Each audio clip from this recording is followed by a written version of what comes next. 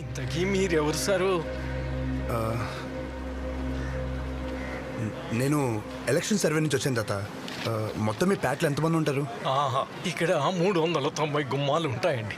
అందులో 207 మంది మత్స్యకారులు ఉంటారు. అయితే అందరూ సముద్రం నుంచి వచ్చేసినట్టేనా? ఇదిగో నాన్న, నువ్వు అడిగిన కోనాను చేప పట్టుకెళ్ళి అమ్మకి ఇవ్వు.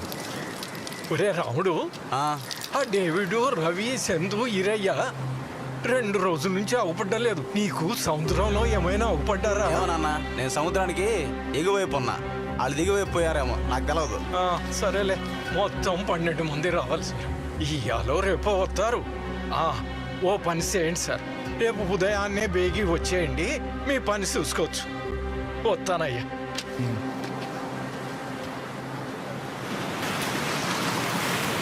చెప్పు తాత.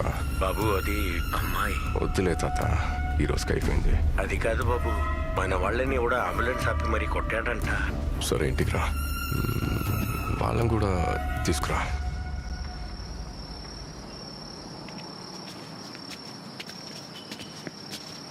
ఎవరు బాబు నువ్వు? సార్, శివశక్తి ట్రావెల్స్, వెనకాల building. Okay sir, thank you. రండి. ఏంటో ప్రతి వాళ్ళు శివశక్తి ట్రావెల్స్ అని ఇక్కడికి వెళ్తారు.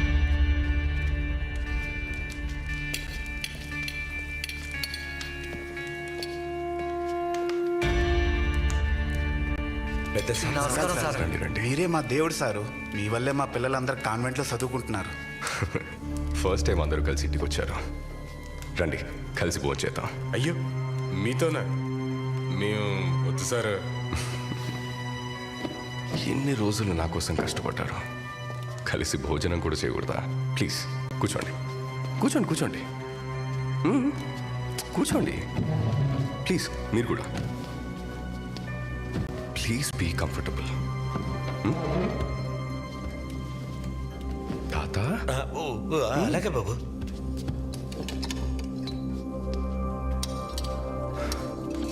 చేపలు మీకోసం స్పెషల్గా చేయించాను, తినండి. కమాన్ కమాన్.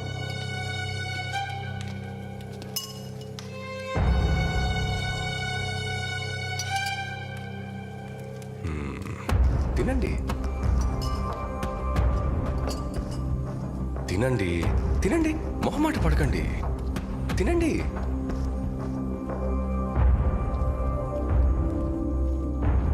అసలు ఏం జరిగింది? ఏమో సారు, ఆడు ఎవడో ఏందో మాకు కూడా తెలీదు, గొబుక్కు నుంచి గుర్తేశాడు. అవును సారు. అవును సారు.